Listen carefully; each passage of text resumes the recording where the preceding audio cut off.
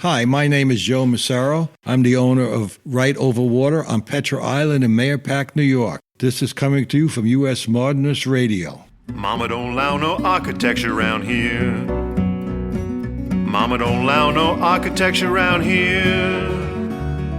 Oh, I don't care what Mama don't allow, gonna draw mine modern anyhow. Mama don't allow no architecture around here. Welcome to U.S. Modernist Radio, where we talk and laugh with the people who enjoy, own, create, dream about, preserve, love, and hate modernist architecture, the most exciting and controversial buildings in the world.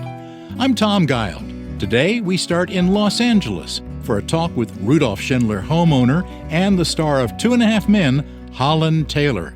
Then we move to Palm Springs, the center of the universe for mid-century modernism, not just with the buildings, but the culture that brings together design and fun and vivid personality. Everybody who's a fan of modernism needs to plan a trip, and today we'll talk with 2 Palm Springs tour guides, Shann Carr and J.D. Cargill. We've also got author Adele Cygelman, whose new documentary is called Arthur Elrod, Modern Cool. And later we'll enjoy another track from jazz pianist Lenore Raphael. And now, your host, Mr. Modernism, George Smart. Thanks, Tom. We've got a very special Moon Over Modernism weekend coming in Miami, February 28th and March the 1st. Experience one of Miami's most extraordinary mid-century modern treasures, the Jetsons House. This 1949 modernist icon was designed by architect Rufus Nims, one of the architects who defined the naturally cooled Florida tropical house following World War II. He was also the creator of the iconic Orange Howard Johnson's restaurants and hotels. Even before it was finished in 1949, the house was the talk of Miami.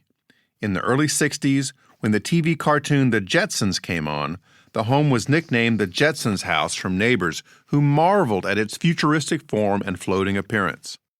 After sitting vacant, the house found new life through the passionate vision of architect-owner Gabriela Liebert and her team, who completed a thoughtful restoration and addition that honors the original while adapting it for contemporary life. Renamed the Skyfin House, its world debut is February, and you know you want to come. See the amazing photos and get your tickets now at usmodernist.org/Skyfin. That's SKYFIN. U.S. Modernist Radio is underwritten by the Brent R. Harris Charitable Trust, restorer of Richard Neutra's Kaufman Desert House in Palm Springs, and 6 other houses in California. And by Diane Bald and the Budman family, restoring significant architecture in Toronto, Los Angeles, Malibu, and Palm Springs. Holland Taylor is one of Hollywood's most talented and recognized actors, and almost everyone has seen her as the Malibu real estate agent mom to Charlie Sheen in 2.5 Men, the long-running Chuck Lorre series on TV. With a career spanning 7 decades, Taylor's first TV appearance was as Mrs. Arnold in J.T., and her first film appearance was in 1976 in The Next Man. Recently, she was also part of The Morning Show on Apple TV. But for us modernist fans, she is a treasured Rudolph Schindler house owner in Los Angeles. Here's George's conversation with Holland Taylor. Holland, I can't believe it's been 22 years since 2.5 Men premiered. I mean, that show... Oh, my God. I wish you hadn't said that. Really? Yeah. 2003, I believe, was when it came on the air. And that show had such stellar writing. And the ensemble that you guys had together was amazing. It was a great group. I agree. It was a great group. I loved when you came in and stole almost every scene. There was that one episode where Charlie Harper was dating the clone of you, and her name was Lydia. Yes. And you guys were in a standoff against each other, and it was just priceless comedy. Yes. Oh, well, that was because she's a wonderful actress. She just won the Emmy for The Pit. Yes. Catherine Lanassa, Lady Lanassa, one of my favorite people on planet Earth. Yeah. Well, that was just so great. And I look at a lot of television now, and I have to say, I don't see the same quality of the writing and the performance and the kind of tightness of things that had in that show that had us coming back every week to see it. Well, things happen in cycles. I mean, that was a very regimented show. It had its own formulas that it followed pretty religiously. And, the writers were incredibly great. Chuck Lorre is a very disciplined, amazing writer, an amazing producer of material, just a lot. I mean, he just keeps churning out shows, wonderful ideas for shows. He's very smart, as you can imagine. He created that Big Bang Theory. Big Bang Theory, exactly. Yeah. He's very erudite in a number of fields, and he's got a very, very big brain, certainly a big comedy brain. So 2 years after that premiered, you went out and did something. You bought a house by Rudolph Schindler. I did. That was a very, very big deal. And it sort of happened in a half-assed kind of way because I was actually trying to leave LA. I was trying to pull up my roots here and reestablish my roots in New York, even though I was on that show. I think I started that show after I already sold my house that I had in the hills and went into a rental, hoping to hasten my way into New York. And the landlord of the rental suddenly told me, you have to move, I'm selling my house. And I had only been in it like 9 months. And I had to get out right away. And I called my realtor and said, find me a rental. I don't care what it is. I don't care at all. I just need to move right away. I'm in production and I don't have any time. And he brought me to this house. And he said, I don't know, this is exactly what you had in mind. It was actually for sale. I said, Constantine, I don't want to buy anything for starters. I don't want to buy. I don't want to own. I want to rent, and I don't want to rent anything of consequence. I'm trying to wend my way back east. We pulled up to this house, and I said, what in hell? Because it was, the entryway was so striking and so stunning. And I walked in and I just said, damn you, what have you done to me? And I had to have it. I knew that day I had to have it. So I bought it. So you walked in not knowing that it was a Schindler and it had this pedigree and all that? No. Not knowing anything. He knew me well enough to know I would just fall for it. Big time, instantly.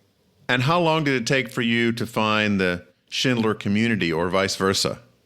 Well, there is a ready-made one in that there's the Schindler owners sort of have a loose association, sharing information. You can always get a list of who the owners are, and some of them are more participatory than others. So I think I had a tiny little tour when I first moved in before I really did anything. And I haven't done much of anything to it except some little additions like the open work carport underneath the house. Mm-hmm. I glassed in the panels. The actual openings of the beams I glassed in so that I could make it an actual room. But you would never know that. That has nothing to do with the actual structure. I didn't change the structure. I just added the glass. And that was a very ingenious kind of thing, actually. That was very thoughtful change. Things like that. Yeah.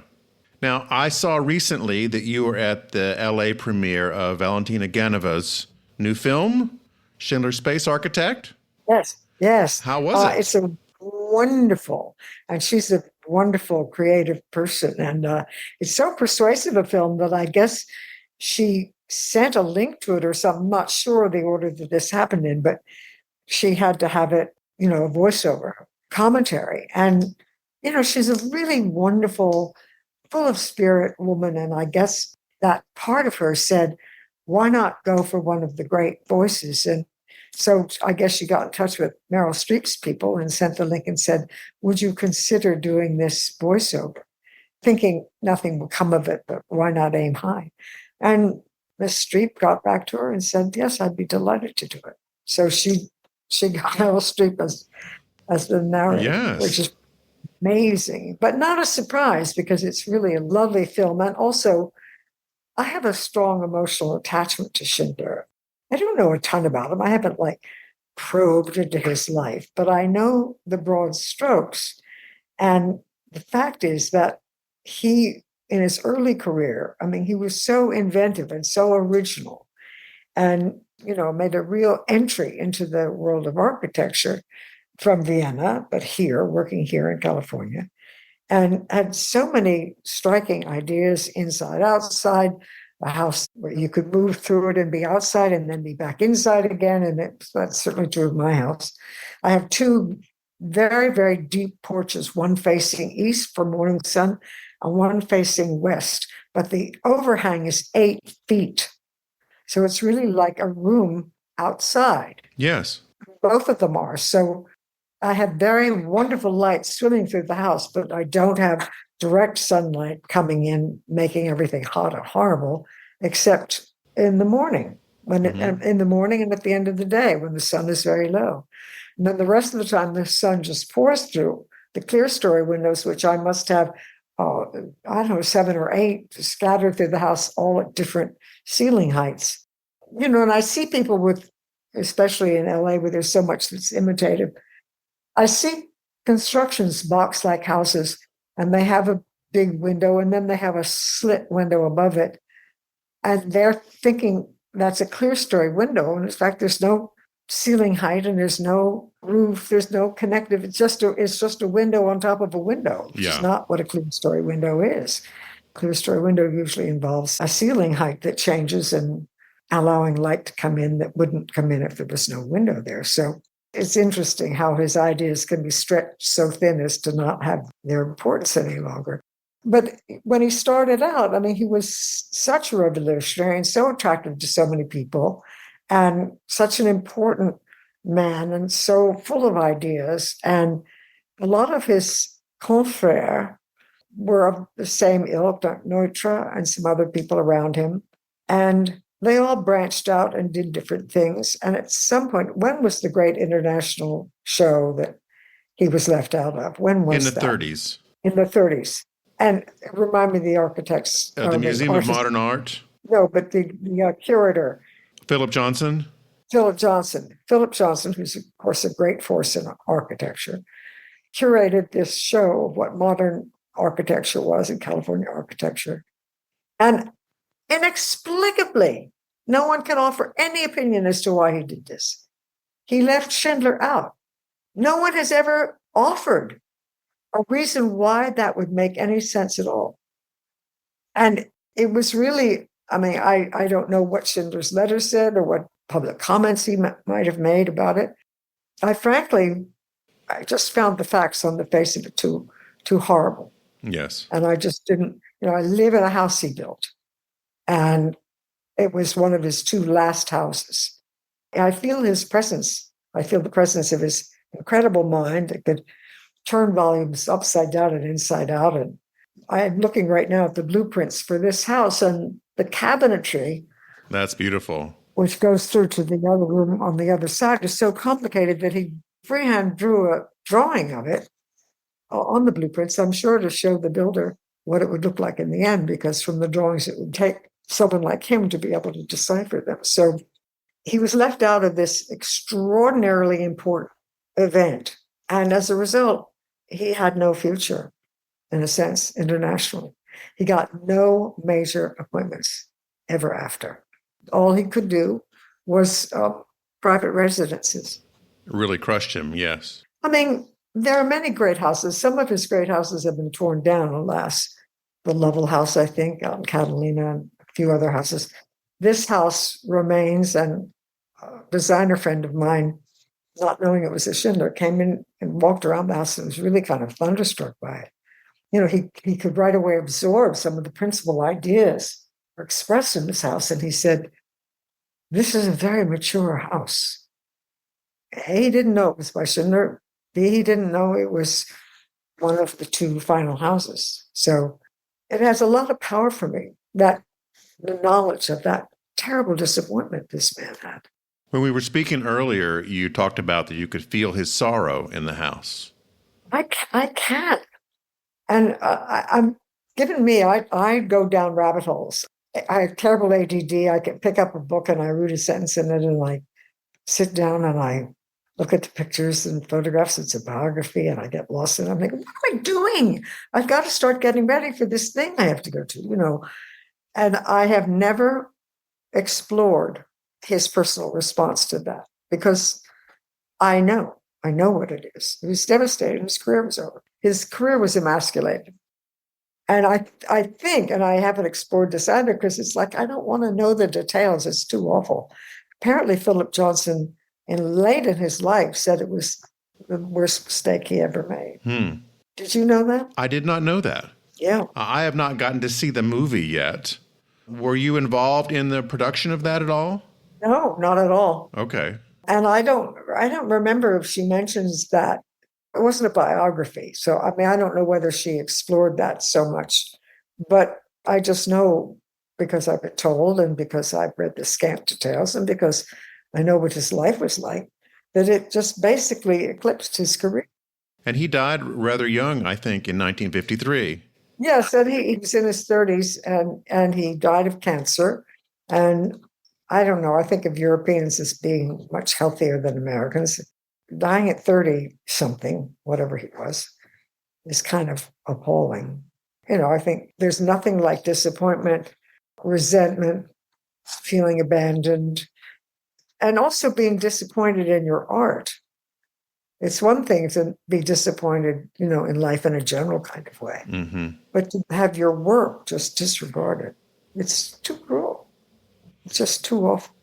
One of the interesting stories about Schindler is that when he was dying in 1953, remarkably, he shared a hospital room with Richard Neutra. It's true. It's just amazing. I wonder what their conversation was. According to his son Raymond, they made up a long feud that they had had since they had parted ways since the King's Roadhouse. Yes. And of course, Neutra went off to a very colorful, successful career, different from Schindler. Yes. In fact, all modernist architects had very much more striking lives and accomplished great things, and Schindler built homes. I mean, it's just so wrong. It's just heartbreaking. I mean, I'm in some of Neutra's houses. I'm unmoved by them. I mean, there's often great theatricality when you walk in. Yes. The Schindler houses have a certain kind of vibe, I would call it. Yes. That you just get caught up in. It's like being in a slow-moving whirlpool that kind of wraps you around you. Yes. And my house, there's kind of a central hub. You can walk around. It's got 8 doors and very few windows per se, except for the clerestory windows on the walls. It's just, yes, you swirl around in circles. You can circle into the guest room in the front entryway, and then circle into the living room, and then that leads you into the bedroom, and then that goes out to the front porch, which leads you into the guest room. I mean, it's just endless, all those doors. And when they're all open, which they mostly are, it is like living inside, outside. So, Holland, you were heading to New York 20 years ago. Are you still wanting to go there? Or are you going to hang around in this house a while longer? Well, I did get a place there. I decided that I really needed to have a place there. And I expect that I will probably have to segue from this house into something a little easier to take care of in a year or two. But I probably won't have to be in an apartment here, because I do have an apartment in New York and I work in both cities. Or actually now I'm about to leave for Texas, where I'll be working for a while. And so I have to travel for work. I did a play earlier this year. That means New York. And I'm not about to be staying in a hotel. Right. So I had an apartment in the Upper West Side. First time I lived up there, because I lived down at McDougal and Houston for about 30 years. I went uptown to live in a friend's building because he and I are very close, and I thought it would be lovely to see him a lot, and I do. But I'm in my 80s. I mean, I don't want to be some little old lady in an Upper West Side apartment. I was not on the street. It looked out over a garden. And some people said, "Oh, you look out over a garden. How wonderful." I said, "No, because I just feel like, where am I?" Yeah. So I got a glass box up in the sky. Okay. High up. It's a very modest apartment. It's very simple. And just a 1-bedroom, simple apartment. But it's very high up, and it's all glass. And you just see everywhere. Everywhere. That's wonderful. So even if you're home and saying, "Oh, I still feel poorly, I'm going to stay home and read the New Yorker." I mean, you've got the world outside your window, and you don't feel like an old lady in a shoe. Not that I could ever really feel like an old lady in a shoe, but I can certainly feel like an old lady, I can tell you that. Well, thank you so much for buying the house and being its steward for all of this time. All of us Schindler fans, thank you for that and your devotion to it. It's my pleasure. I'll have to do an open house before I leave this house for sure. George was chatting with actor and Schindler homeowner Holland Taylor. Now let's move a little east to Palm Springs, everyone's favorite destination for mid-century modern, and two great ways to see the town where literally thousands of houses still survive and thrive. First up, Shann Carr is known for her sharp wit, storytelling, and 40 years as a stand-up comedian. Now her Snarkitecture walking tours offer a unique and humorous exploration of Palm Springs' queer history and architecture. Here's George with Shann Carr. Shann, how did you get started in comedy? I understand that there was something that happened at 19 and you said, I got to do that. Yeah, I saw one of the first couple of people to ever be a gay comedian. Yeah. It wasn't a job. And it took 5 seconds for me to think I would love to do that. And within a few weeks, I'd made up a fake press kit that made it look like I was famous and lied to a local club and got them to book me. And a few weeks later, I went on tour with no gigs. I had no idea what I was doing, but I never stopped since. That's great. Do you remember who that comedian was? Yeah, it was Kate Clinton. Okay. I recognize that name. Yes, working still today. My comedy is nothing like hers, but just that freedom of spirit. My mother, who was studying for her PhD in child psychology, named my own dysfunction for me. It was called compulsive disclosure, which is the ability to tell what's appropriate to share. Yeah. And luckily, the greatest revenge is to have paid the mortgage with that dysfunction. Yeah. Put your diagnosis to work. Exactly.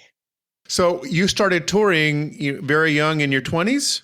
At 19. At 19. I had come out about 6 months before, and adapting to the queer community was so much comedy in my head right away. Yeah. Back in the day, there was no such thing as a gay comic, much less one touring. And we had a little book, the Dameron Guide, and it was every gay bar, restaurant, or friendly place or whatever. It was like our green book, basically. Yeah. And I would look up clubs and get gigs and spent almost a year in a pickup truck with my girlfriend and a dog from the pound, going from weird little gay bar to gay bar, trying to talk them into turning off the disco and letting me. And to do a set. Yep. It was a good challenge because, they were there to dance. Yeah. So, yeah, eventually I got real gigs where people were coming to see me and it was right. I found the right thing at the right time. Only recently, a lot of family members passed away, and it put a shift in me, and I stopped touring for almost 9 years. I'm just going back at it, but I'd never had a home ever, even as a child. We never lived anywhere for long. Military parents, touring at 19. Okay. So I bought a house in Palm Springs at just the right crash, because otherwise some queer comedian is not getting a home loan. Yeah. Right? Yeah. So I got my cute little pad in 2010 for $126. Wow. What a deal. What a deal. Yeah. It was a disaster. Everything was wrong with it, but it was in foreclosure and I've been here since 2010. And now I have a home. I have volunteered with every organization in my city. I've dealt with the government structure in a big way. I just finished up an event that was with the city in a city park called Art in the Park in the Dark. And so I've just never had that kind of connection to a place. And modernism was part of anchoring me here. Yes. And I didn't seek it, but if you live here and your head is up, modernism finds you. And Palm Springs is one of the largest gay communities, I think, in the United States, isn't it? Yeah, we're up in the top, like, per capita kind of thing. Yeah. Like, our city council finally has a straight person on it again. We had an L, a G, a B, a T, and a Q, and many gay mayors. And I moved to Palm Springs in 98 from San Francisco. And then the rest of San Francisco followed me here. Basically, even my dinner parties are like they were 20 years ago because they all got here.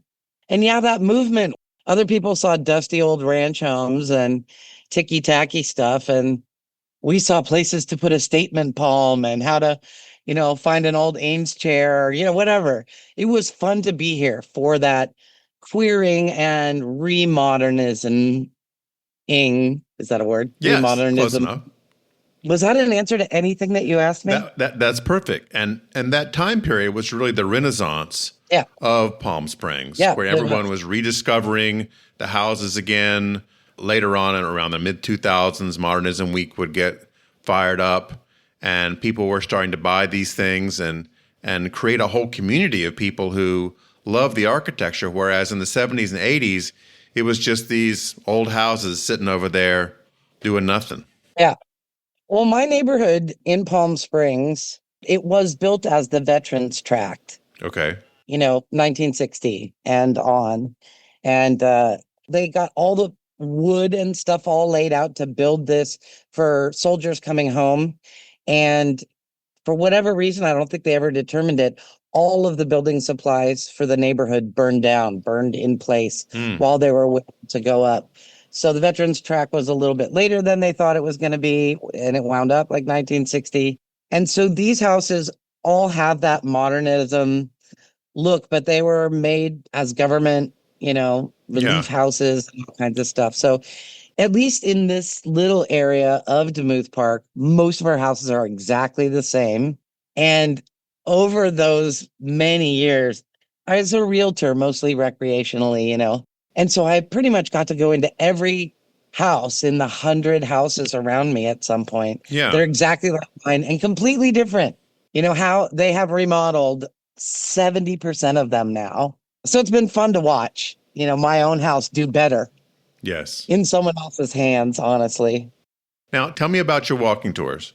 So it started 10 years ago. There were a couple of conventions coming to town. The Gay Realtors Convention was among them.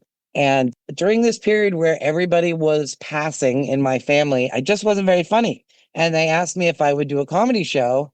And I said, I don't know if I can. So I pulled this new idea out of my tuchus that we would rent a bus and make a tour available to the queer realtors, since I'm a queer realtor and a comedian. And again, I really had to study. I didn't know. I took every little tour, every other tour guide, kind of. Yeah. Most of whom I knew casually because it's a tiny town. And now I'm doing it through the LGBT Center. It's called the Snarkitecture Tour because I am not the biggest purist and the most knowledgeable of all. There would be no way to be on a walking tour in this town and not have a couple people on your tour know more than you about something. Yeah. Right?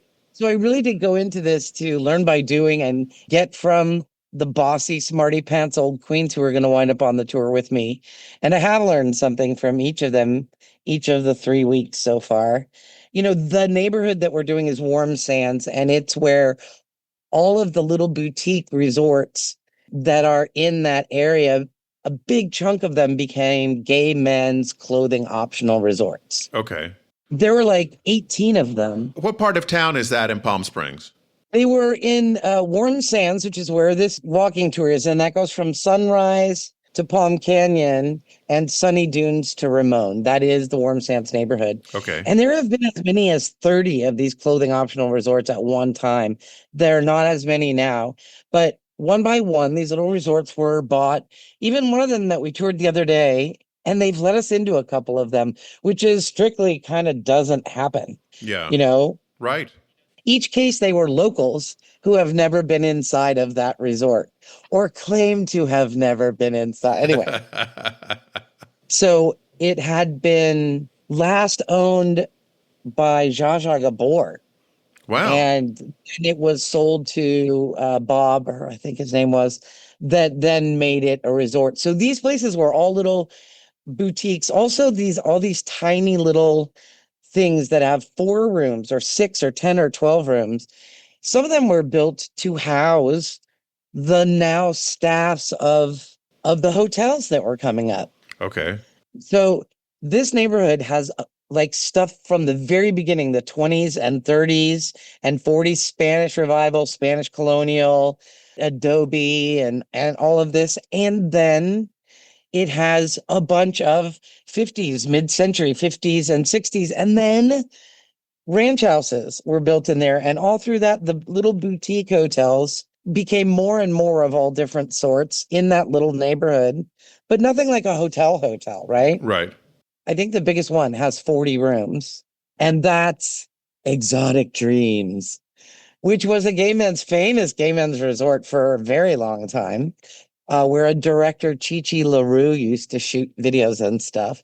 And now it's a straight swingers resort. Oh, okay. And now a big chunk of what had been the men's resorts are now straight swingers, clothing optional resorts.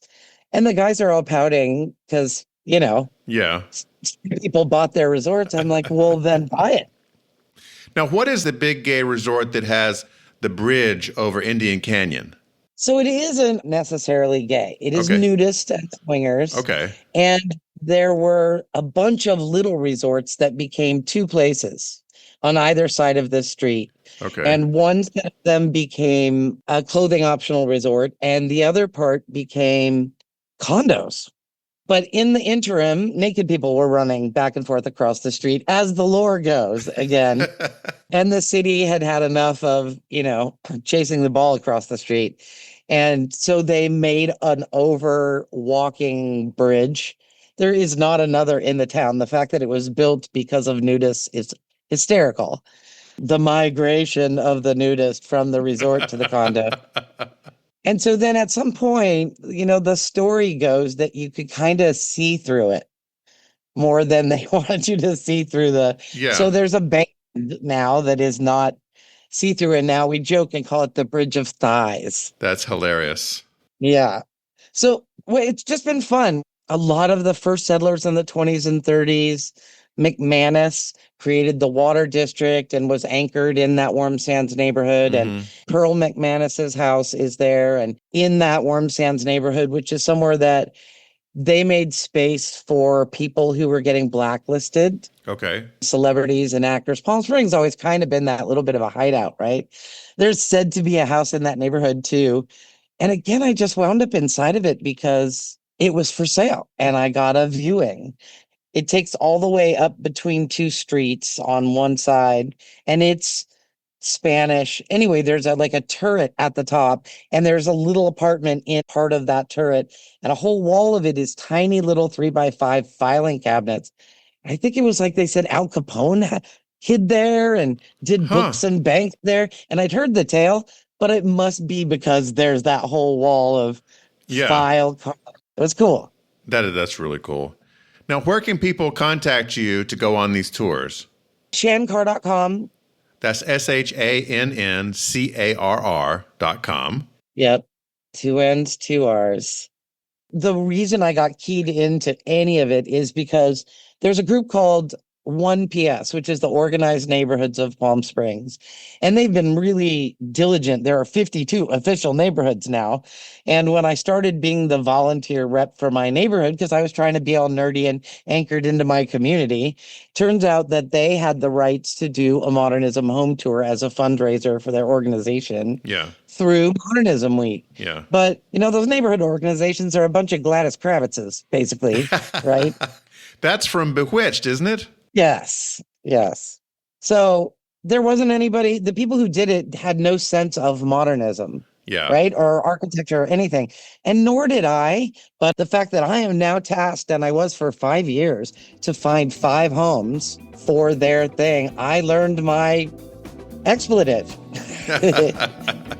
The website is ShannCarr.com. Shann, thanks so much for talking with me. My pleasure. Thanks for having me. Now we'll be riding shotgun with J.D. Cargill, the creator of Dragonfly Tours, an entertaining way to see Palm Springs in an exceptionally customized bus. It's a rolling mix of architecture, old Hollywood history, music, comedy, and drag. You'll cruise past icons like Sinatra's Twin Palms, the Kaufman House, Frey House 2, and Liberace landmarks, all while J.D. is narrating and performing. Here's J.D. Cargill's conversation with George Smart. J.D., you started a very interesting business in November of 2024, one I had not seen before, except in New York. Tell me about what you've got started, because it's really successful. Oh, thanks, George. Yeah, last year we opened Dragonfly Tours in Palm Springs, California. It is probably not only California's, but maybe the whole country's most unique sightseeing experience. We are a dazzling 90-minute journey through Palm Springs, hosted by a fabulous drag queen on board a remarkable vehicle that has been completely refabricated in order to become a theater on wheels. It has 13 luxury seats reclaimed from an actual cinema up in Northern California. We ripped off the top of this 26-foot long shuttle bus. We ripped off the side of it, and we replaced it all with a 70 square foot picture window. So these two stadium rows of 13 seats all face one big picture window. So everyone's sitting perpendicular to the driver, riding sort of sideways. It's really taken off. When I was conceiving of this idea of how to make a neighborhood-friendly vehicle with unparalleled views, it's also drag and elevated, my research brought me to that, what you were referring to in New York City's The Ride. Yeah. It's a huge Taylor Swift-sized tour bus, that has done the same thing. They took off the side, they make it one big window, and they have 4 stadium rows of sort of bench seating. And they ride around New York City and Manhattan, and performers come out and they do little things, and there's actors in the crowd. They have a lot more people. Our 13 seats makes it quite an intimate experience. And so it's really just about connecting with your queen and her comedy and music and fun. And then the love of Palm Springs, I think, really comes through all of our storytelling, including all of our video vignettes. And that's how I keep my presence on every show.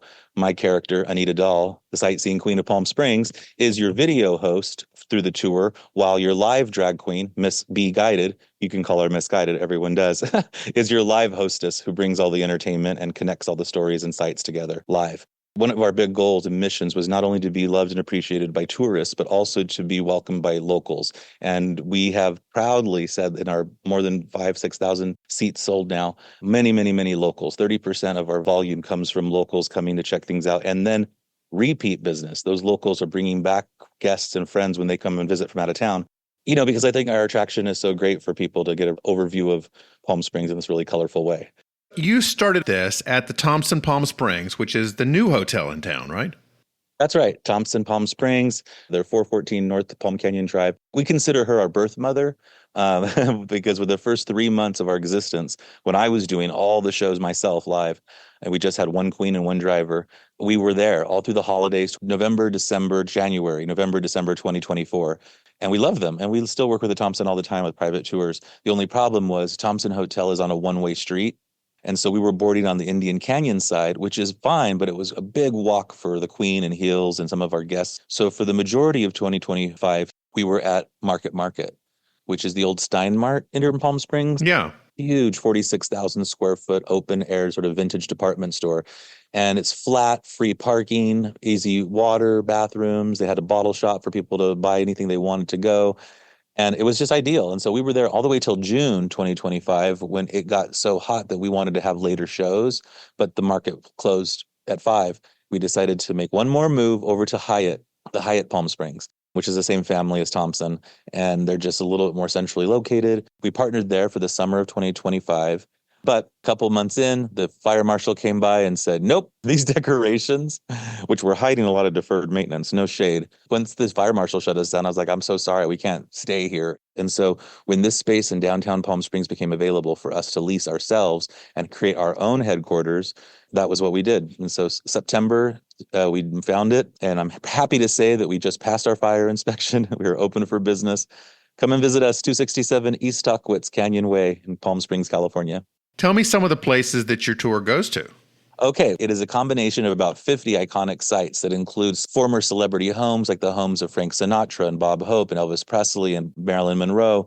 And then also iconic Palm Springs icons like the Ariel Tram and the windmills and the Art District Art Museum and our fabulous Forever Maryland statue and some other public art figures like the neighbors that feature the Rat Pack and stuff around town. We weave it all into a script that's a story across 5 eras of history here. That includes the Agua Caliente, which were the natives that were first people that lived here for thousands of years. And then our founding mothers, Old Hollywood, mid-century modernism, and finally the gays. We get through those chapters in 90 minutes, and along the way we see these homes that I've mentioned, as well as some other iconic sites, but you're also hearing some comedy. Of course, we drive right down the heart of Palm Canyon Drive and show everybody our fabulous Walk of Stars. Like Hollywood has a Walk of Fame. Well, we have a Walk of Stars here in Palm Springs. Yes, you do. And it is fabulous, and all kinds of great actors and actresses and entertainers and philanthropists and artists. And here we also honor the architects. Palm Springs is on the map for a lot of reasons, but one of the biggest is just our incredible amount of mid-century modern architecture. And so those E. Stewart Williams and Charles Dubois, William Kreisel and Don Wexler, the master of steel. I love him so much. He actually designed the building that we lease out of now. They all have stars on the Walk of Stars as well. Theirs are located over by the small architecture museum, which is part of the Palm Springs Art Museum, and it's totally free. So people should check it out. There's a particular stop on Alejo Road at Our Lady of Solitude Catholic Church. What happens there?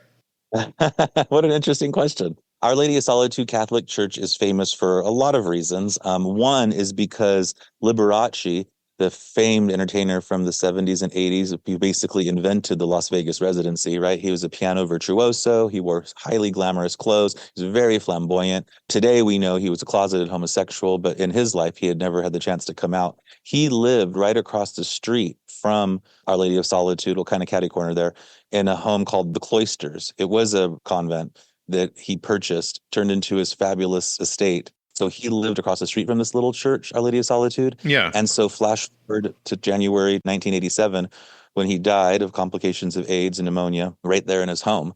Our Lady of Solitude Catholic Church is right there on Alejo as well. And that's where his private funeral ceremony was held. And if you know the Steven Soderbergh film from 2013, I believe, called Behind the Candelabra, it was filmed here, part of it. And that scene outside of Our Lady of Solitude Catholic Church is part of the movie. You can see Matt Damon walking across the street. That's who played his lover. It's a funeral scene. Yeah. But yeah, the exterior of that church is there. And it's a big moment on our tours. You know, we really lean into our celebrity history and architecture and culture and mid-century modernism. So those stories that Anita tells, you know, are a lot about that, like the 100-mile rule. People don't always know, why did Hollywood choose Palm Springs to be its backyard playground? Right. Why not Santa Barbara or San Diego or Laguna Beach or some fabulous place along the coast? Well, Palm Springs had this distinct double-edged sword. One, it was 110 miles away from the studios, which was perfect. It was a 2-hour rule that all actors and performers, back then, the studio contracts were very strict. So they had to be back within 2 hours. And so that made Palm Springs the perfect distance. That's called the 100-mile rule. And then the other thing was, unlike those coastal cities, which a lot of press and media could get to quite easily, this was just outside the reach of the tabloid journalists. The publishers wouldn't pay for them to come this far. And so in those early days, and I'm talking more like in the 20s and 30s, the Rudolph Valentino, you know, Shirley Temple era, those days, the press wasn't coming out here yet. And so they were literally outside of the reach of the limelight. And it was a perfect place for stars to really come and feel like they could let their hair down, rest and relax. And that's why people like Liberace and Cary Grant and Marlene Dietrich and Tallulah Bankhead and Tab Hunter and Rock Hudson, and the list goes on of closeted movie stars and entertainers who would come to Palm Springs regularly to really be themselves. And frankly, it helped plant the seed, I think, for what we see today in Palm Springs, which is this just enormous inclusivity. You know, we just installed a 65-foot tall pride pole with a massive flag, gay pride flag, that is waving year-round over our city. It's like in Palm Springs, pride never stops.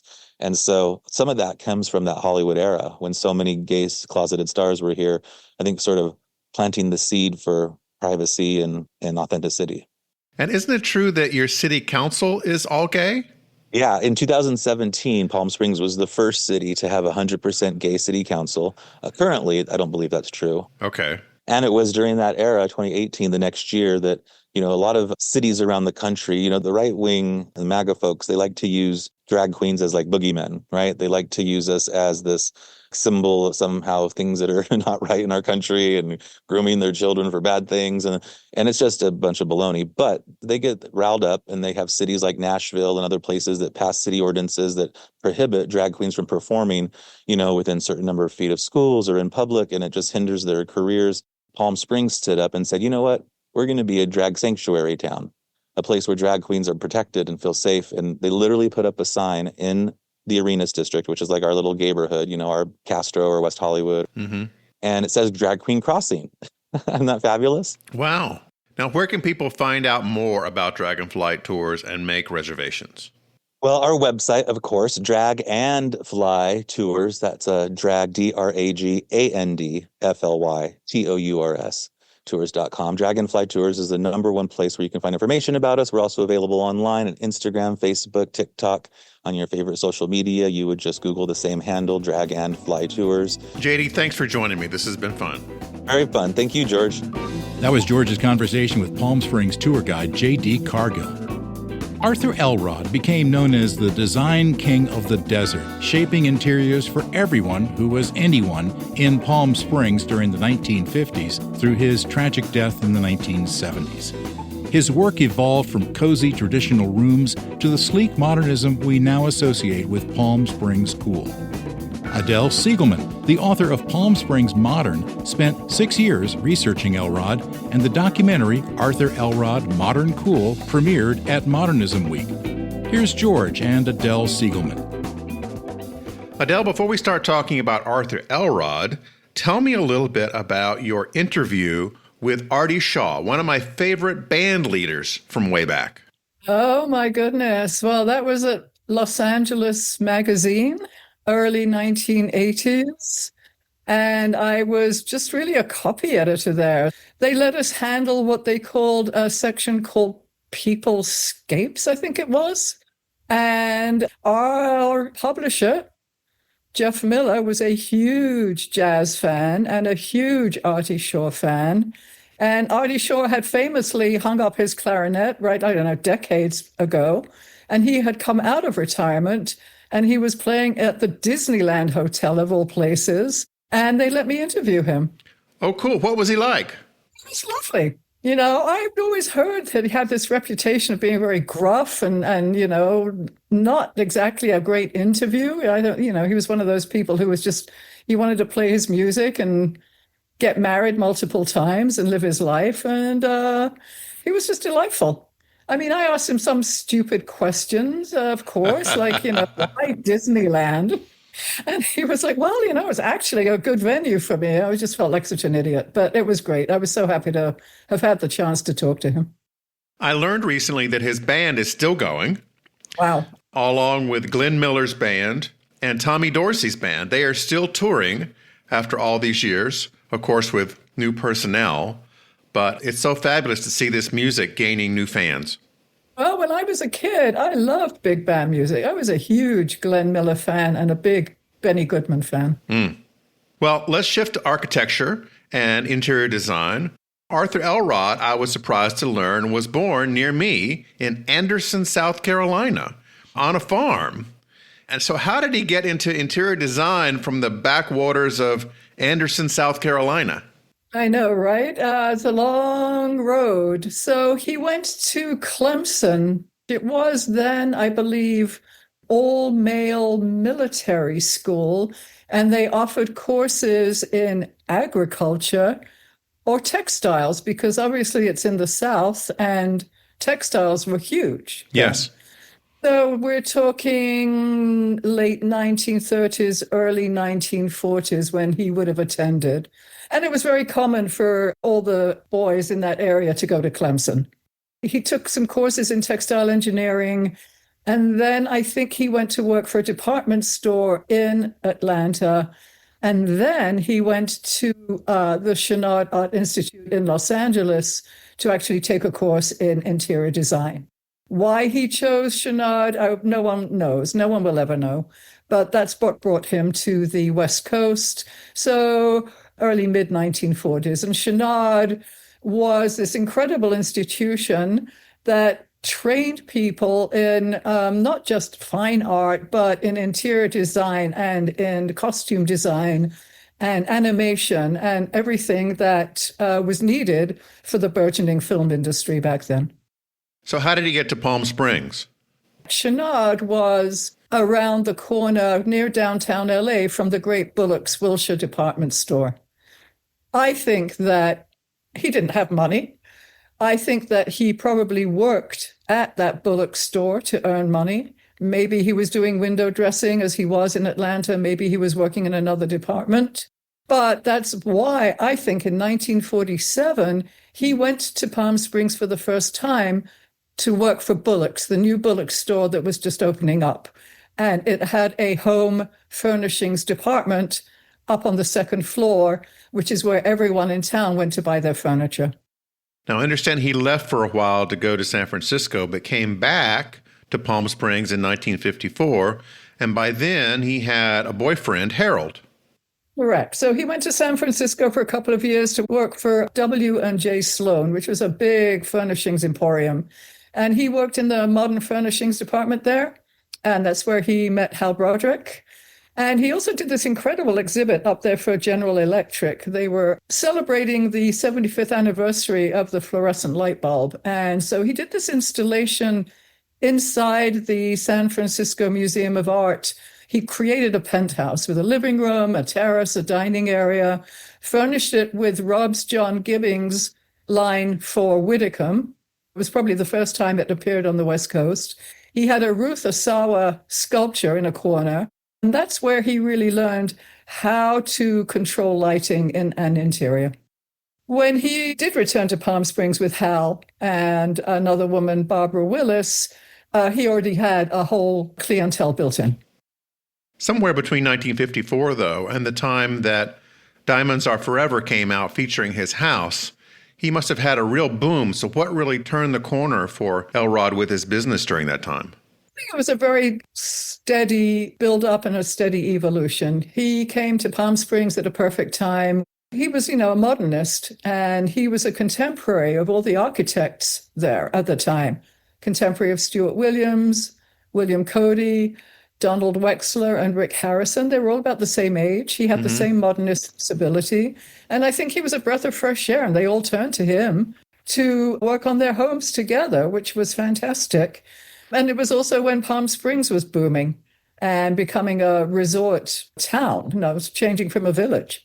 So he was slowly but very steadily evolving in his own design practice as well, going from mixing antiques with some modern stuff to going full on just modernism and bringing in a lot of new furnishings and lighting from Europe that nobody else was doing. But to be able to get to the point where he commissions a John Lautner house, particularly of that stature, and have it featured in a James Bond movie, must have been huge. I think it was huge. I think that house changed his whole life and his whole trajectory. He almost became more famous than any of his clients. It was a true collaboration with John Lautner. I think he was very comfortable at that stage in life. I think that he was very confident. He was traveling around the world. He was doing projects all over the place. And I've never been able to pinpoint why exactly he asked John Lautner to design the house. People think that they had mutual friends who introduced them. But yes, instead of going to a Palm Springs architect, he went completely in a different direction.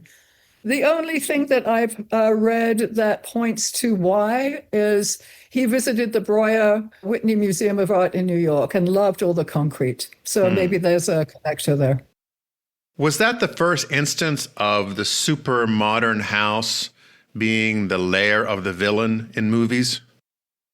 Oh, good question. Because I'm sure, because Diamonds Are Forever wasn't one of the first films in the Bond series.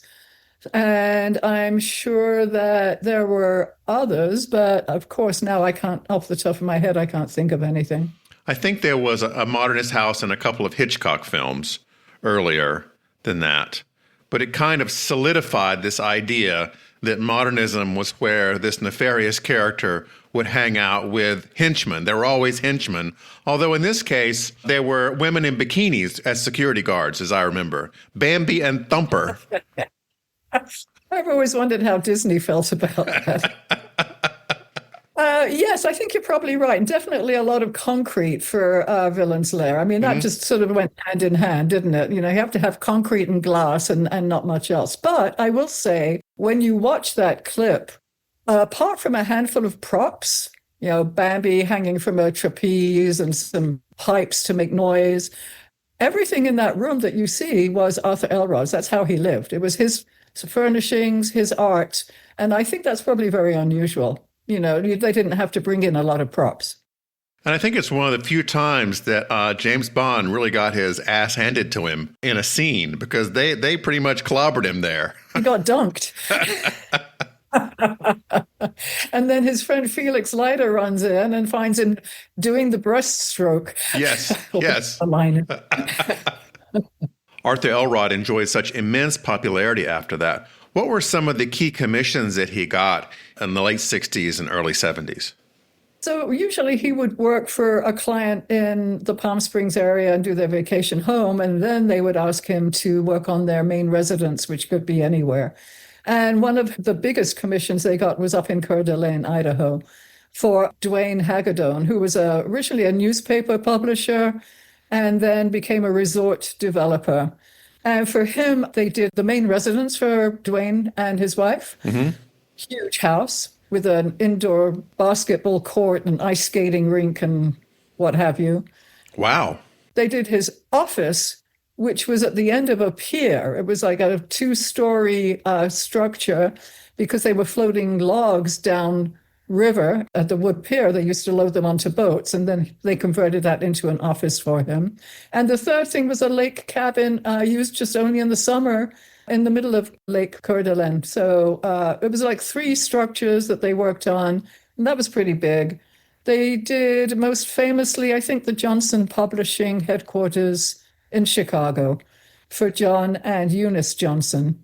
They were the publishers of Ebony and Jet. They were working with John Matusami, who was an African-American architect on the building. They selected Arthur Elrod and his associate William Reiser to do every square inch of the interiors. Every floor was a different color combination. Every square inch was custom designed. And they had an incredible collection of African and African-American art and sculpture. It was a real tribute to African American culture at a time when they were becoming like a burgeoning middle class and upper class in this country. That was, I think, the biggest, largest project. And then, of course, there were a couple of Lautner projects that Arthur Elrod was supposed to be working on before his death. How did he die? He and Bill Reiser left the house on Southridge early one morning. I think it was a Monday. They were driving on Farrell, which is like one of the main north-south cross streets. And a 17-year-old who was running late for high school ran a light. And they were in Reiser's Fiat convertible. Arthur Elrod never wore a seatbelt, and they were both killed. What year was this? February 1974. He was 49 years old. Wow. That's really quite young. Very young. And I always wanted to sort of say, look, just go back in time. Call him on the phone. Tell him just to wait like 2 minutes. That's all it would have taken. What happened to the house after that, his famous house? There was a guy named Steve Maloney and his first wife, Patricia. Steve was very familiar with Palm Springs. His grandparents were Donald and Genevieve Gilmore, who had a home in Smoke Tree. And he had visited them when he was a child. They had had their house done by Albert Frey. He had seen the house, the Elrod house, in Architectural Digest, called up to find out about it, found out that it was being sold by Hal Broderick, and they bought it pretty much sight unseen. I did find out fairly recently that unfortunately they were the ones who started taking it apart. They started replacing the lovely herringbone slate floors with parquet so that they could put their oriental rugs down. They recovered those fabulous sofas with this sort of gray, blue, checkered fabric, which is too bad. Steve was a lovely guy, and he became one of the trustees of the Palm Springs Art Museum. And then it just sort of went through a couple of different hands until it ended up with Ron Burkle, who started to restore it, and then he sold it. And now it's just been going through a fantastic restoration by the current owner, Jeremy Scott, and his architectural restorer, Mark Hadawi. Oh, yes. Mark Hadawi is really the Lautner whisperer, isn't he? Right, indeed. A perfect person to work on this. It's an incredible house and an incredible testament to the power of Lautner's architecture in Palm Springs. And for those of you that haven't visited Palm Springs, tell our listeners about kind of where it's sited and what's nearby. For instance, there's another very famous Lautner house nearby. Yeah, so Southridge Drive is this sort of rocky ridge that rises in the southern end of Palm Springs. And when you're up there and you're facing down, you really have the whole city spread out in front of you. It's quite miraculous, and it's really beautiful. As Jeremy Scott says in the documentary, it's really two houses. It's one house during the day, and it's a completely different house at night, where it's just the lights are very low. It just sort of disappears into the rocks. So after Arthur Elrod had built his house, he had done some work for Bob and Dolores Hope. They had a house down in the city, in the movie colony, but they wanted to build up at the top of Southridge. So they bought 6 lots, I believe. I think maybe they added a couple of more later. And they wanted John Lautner to design their house as well. And so every Thursday they would go for tea at Arthur Elrod's house, and they would talk about the plans. They had a model built. And Arthur Elrod's nephew remembers driving Arthur Elrod and John Lautner to meet with the Hopes in their Toluca Lake home and see the model. They were in the process of having Arthur do their house, the interiors, and you can only imagine what that might have been like, what might have been. Adele, tell me about the documentary. When did you start working on it? I started working on the documentary in February 2019. That's when my book was published.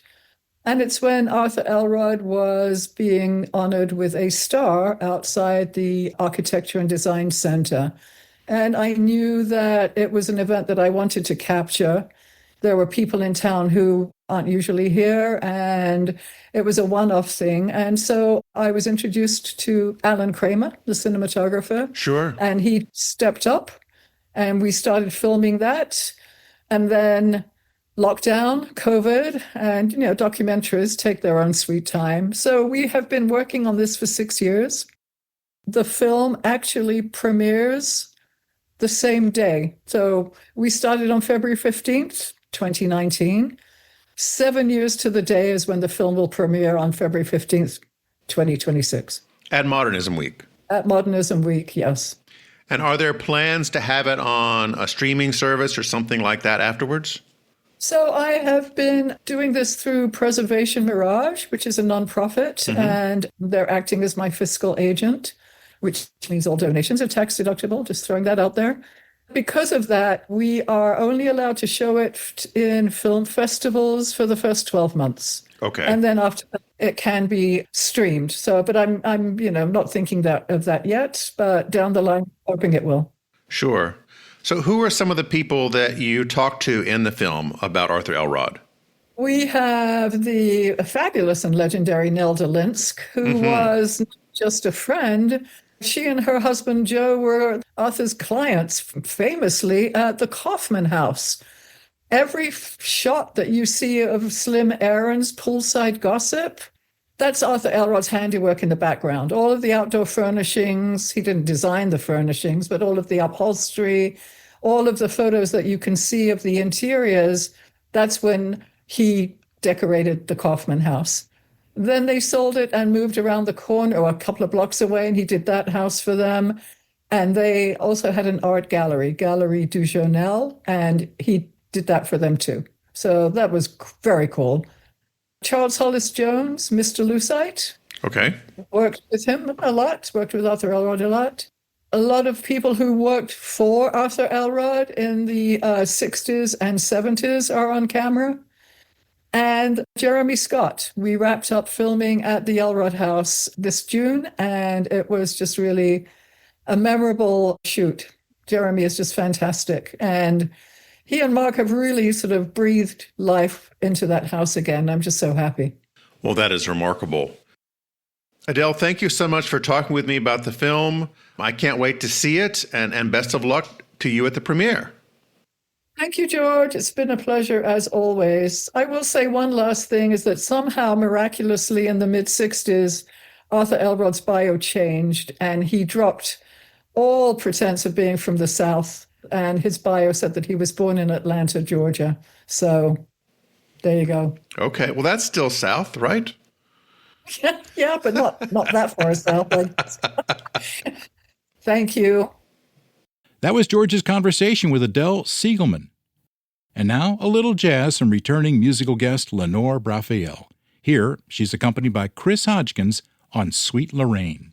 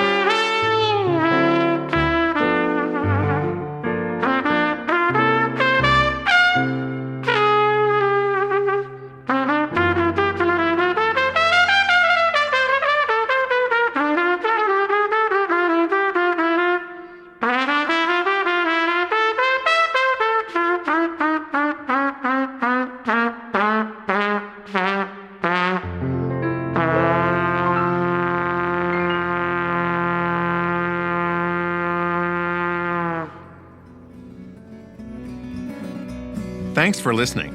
U.S. Modernist Radio is underwritten by the Brent R. Harris Charitable Trust, restorer of Richard Neutra's Kaufman Desert House in Palm Springs and 6 other houses in California. And by Diane Bald and the Budman family, restoring significant architecture in Toronto, Los Angeles, Malibu, and Palm Springs. Okay, Mr. Guild?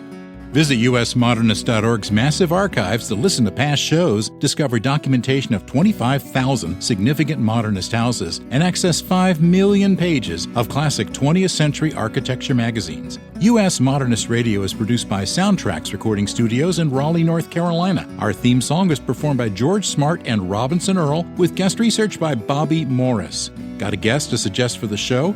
Write her at bobby@usmodernist.org. U.S. Modernist Radio is a production of Modernist Archive Incorporated, a nonprofit educational archive for the documentation, preservation, and promotion of modernist residential design. I'm Tom Guild. George and I'll be back soon with another edition of U.S. Modernist Radio.